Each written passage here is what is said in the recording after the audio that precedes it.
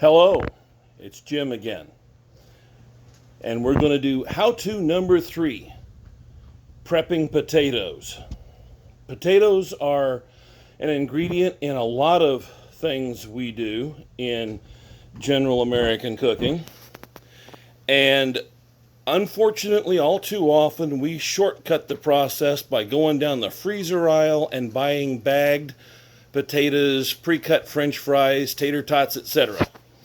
And that's not really such a terrible thing, except it introduces my favorite villain, salt. So what I'm going to do is show you today an easy way to prep potatoes that are useful for casseroles, breakfast, fun snacks. I mean, if you're the kind of folks that like potatoes, such as French fries, etc., for snack food, this is going to be a great basic way to present that for your friends and neighbors, or maybe just for you while you watch the game. So I'm going to hang my camera on the mount, and we're going to get started.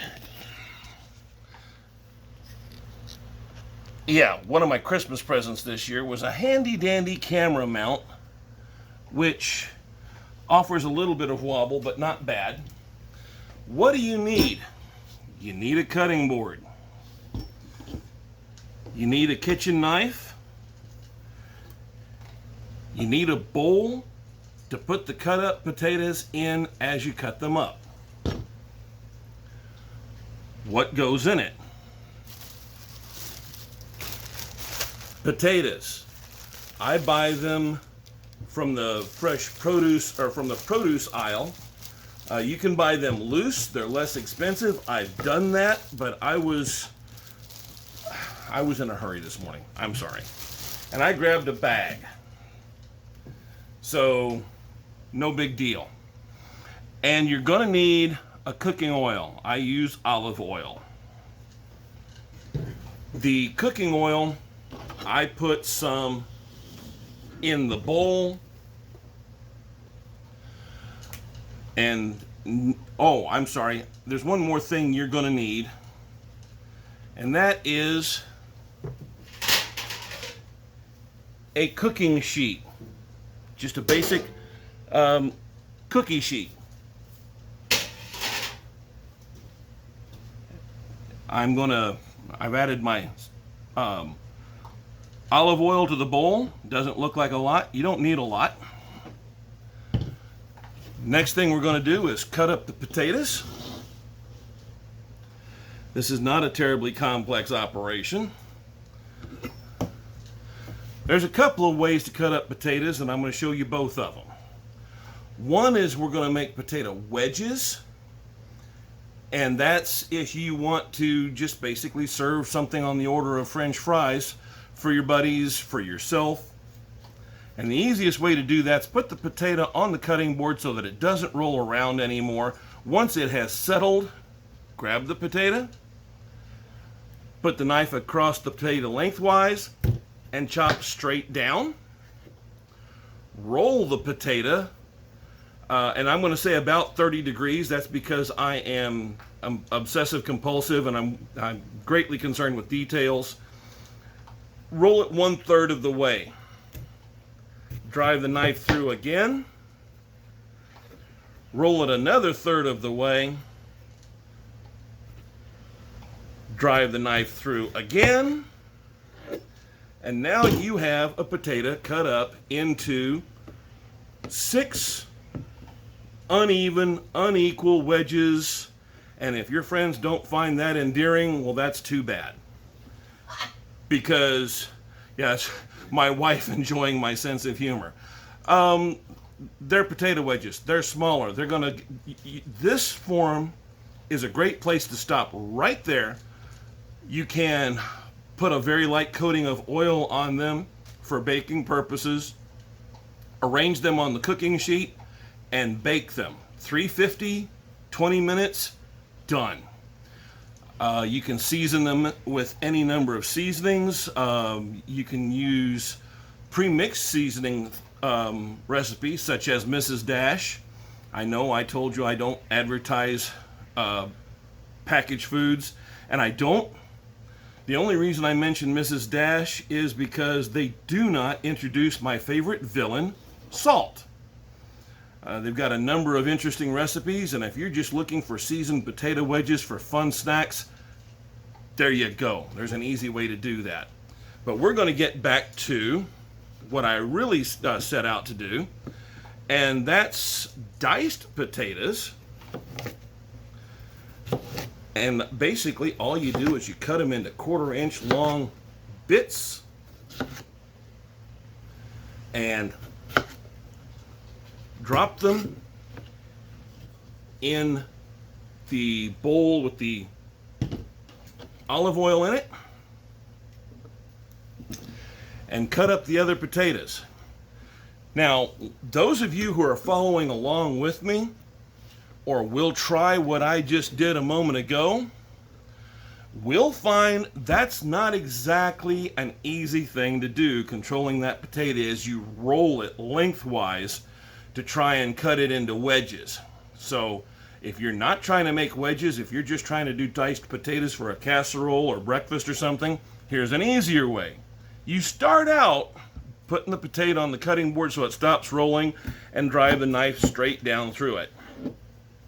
Then you move 1/4 inch to one side of that cut it in lengthwise, move a knife 1/4 away the other side of the main cut, and what you have now is effectively 4 slices of a potato.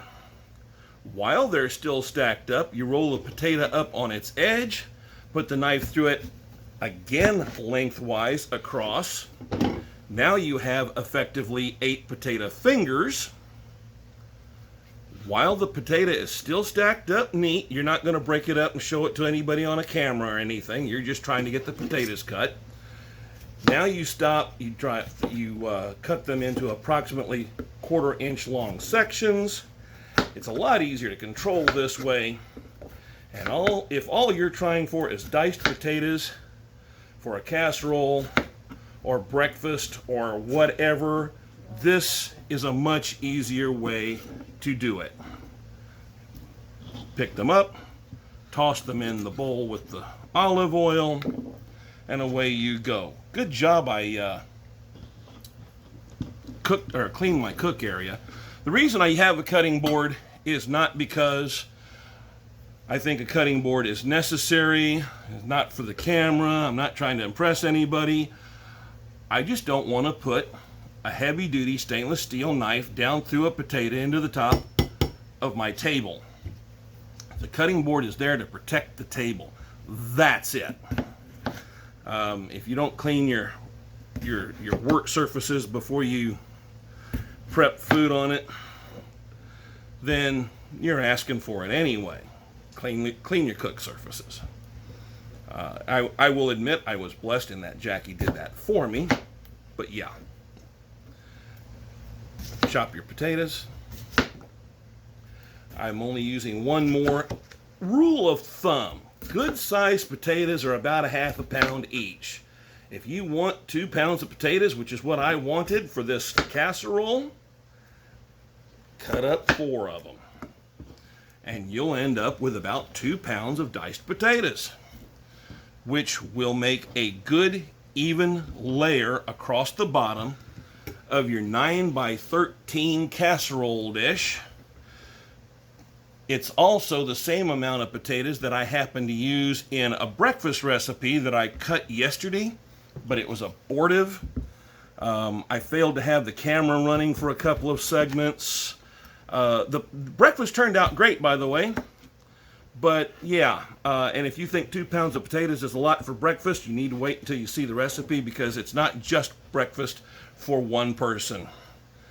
But like I said, you'll see that when I recut the video and do it correctly. So here we go with 2 pounds of diced potatoes. Drop them in that bowl with the salad oil on it. Cover the bowl. Cling wrap works great. If you happen to have a bowl that has a cover made for it, which I am going to buy at some point in the near future, great. But whatever you do, make sure that whatever top you're using stays on it. Grab it with your thumbs or whatever, because you're going to shake the bowl to cover the potatoes with oil before you spread them out evenly on the baking sheet and pop them in the oven. Remember, I said 350 for about 20 minutes, and you'll be happy with the result.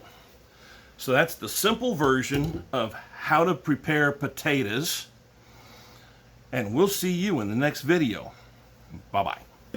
I decided that I was going to show you the cling wrap thing because it occurred to me that I'm making this series for the uninitiated novice, and if you're not sure how to spell the word chef, you're the guy I'm talking to. Seriously, this is for new folks, and I don't want to leave anything out. So you take saran wrap, is essentially what it is. And I put this upside down over the bowl so it didn't stick. And I may have to cut a new sheet because I put it on upside down the first time. Nope, it's gonna cling. I did not until just now actually realize that cling wrap only stuck on one side. So you get to learn this lesson with me. So you're going to hold your cling wrap on. Don't set yourself up for a disaster. You don't want to throw this stuff all over the kitchen. And shake them. I'm going to turn it. I'm going to get brave here and hold them upside down, but I'm holding onto the cling wrap.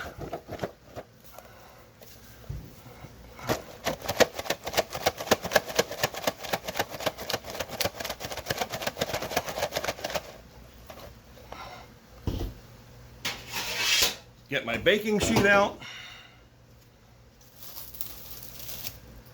strip off the cling wrap,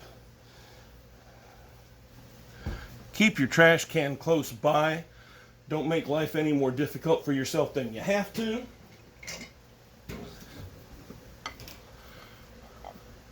Those of you who have watched me before know I am all about nylon, wooden, or plastic spatulas, etc., because they don't damage the non-stick cookware that you may have. And I'm trying not to take any oil I don't need with me. See, I'm making an effort to leave any excess oil in the bottom of the bowl, because if you bring excess oil with you, it will run off the sides of your baking sheet into the oven, and you get to clean it. And if you're as big a fan of cleaning as I am not, you don't want to do that. So spread your potatoes out in a nice single layer, as flat as possible, on your cooking sheet. You've got your oven pre-warming to 350 degrees. And as soon as you have this all laid out nice and smooth, you can then stick this in the oven. I'd love to show you me sticking this in the oven, but I only have two hands, so I can't move the camera at the same time. You'll just have to take my word for it. Pop it in the oven at 350, wait for 20 minutes, check them, see if they're brown. How do you do that? Take a fork, any standard dinner fork will do, pick a bigger piece and stab it. Now you see this raw potato, how hard it was, how firm it was. You know how you like potatoes when you eat them. They need to be something less than al dente. You don't want them to be firm. You want them to be easy to eat. So that's what you do with your potatoes. Make them easy to eat. And when they're at that point, you know they're done. 20 minutes is usually good.